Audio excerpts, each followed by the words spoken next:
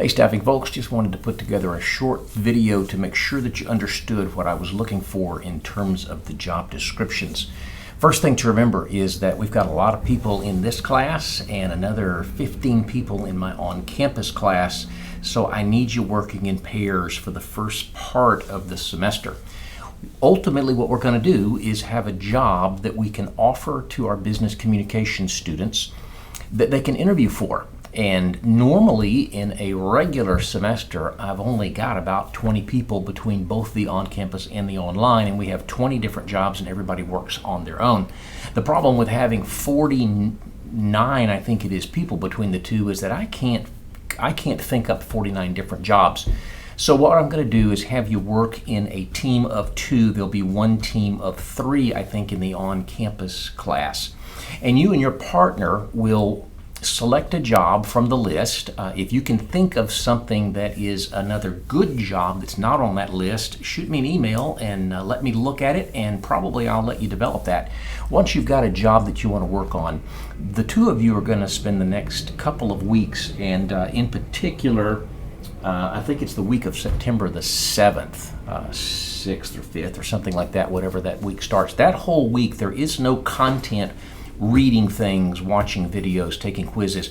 That particular week is dedicated solely to you and your partner researching that job and trying to come up with a job description.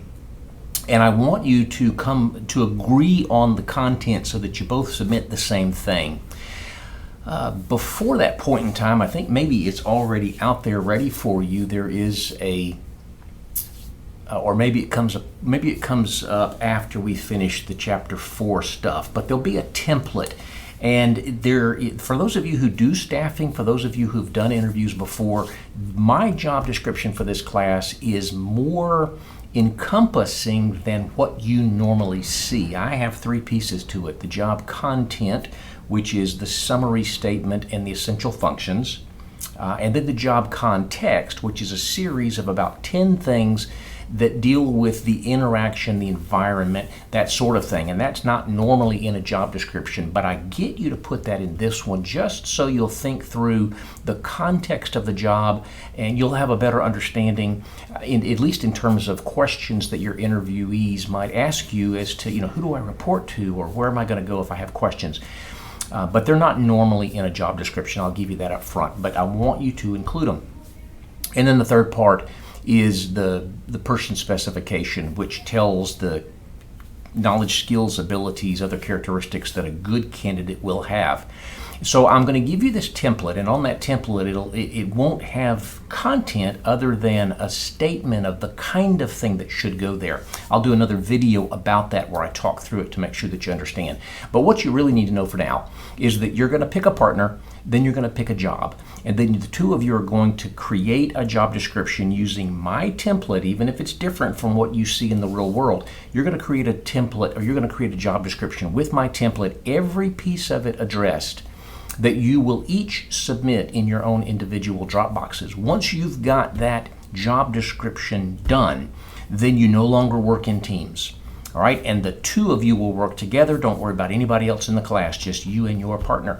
When it comes to the next steps after the job description, you might work with your partner to bounce ideas, but you'll come up with your own document, your own set of interview questions, your own hiring matrix. You'll do your own interviews. And the tools that you use might be similar to the tools that your partner used, but they don't have to be exact. The job description should be exact between the two of you. The questions and the matrix and the structure of interviews do not have to be exact. Hopefully that eliminates a couple of the questions. There were some questions about picking teams and whether you had to interact with other teams. But again, the summary statement here is that you will have a single partner to develop the job description, and then you work independently after that. What I need you to do now is to figure out who your partner is going to be, because I got to start making my notes and putting all of my stuff together, and then look at the potential jobs. This is going to be kind of crazy for me because my on-campus class is using the same list. So don't necessarily assume just because you say we want the warehouse clerk job that you're going to get it, because it's kind of going to depend on what people in the on-campus class want to do as well. If that doesn't make sense, send me a note, send me an email, text me, or post to the Ask Dr. Grimes video board, and we'll get it straightened out for you. But hopefully that's got you clear on what I want you to do, and I'm looking forward to seeing your job descriptions. I'll do the best I can to give you some feedback on that. In a normal semester, again, with a smaller number of students, I have been known to create individual 15-minute videos where I pull up your job description and talk about it and highlight things. And I don't know if I'm going to be able to do that with 49 people, but I'll try to give you feedback in some form or fashion. And again, you may have been doing this for a long time. I'm probably going to be looking for something a little different than what you normally do, so just go with the flow, and maybe I can give you some ideas of how you can expand a little bit on what you do. Let me know if you have questions. Otherwise, that's it for now. I'll record a few more videos about other topics as we go to make sure that you're staying clear on what the expectations are.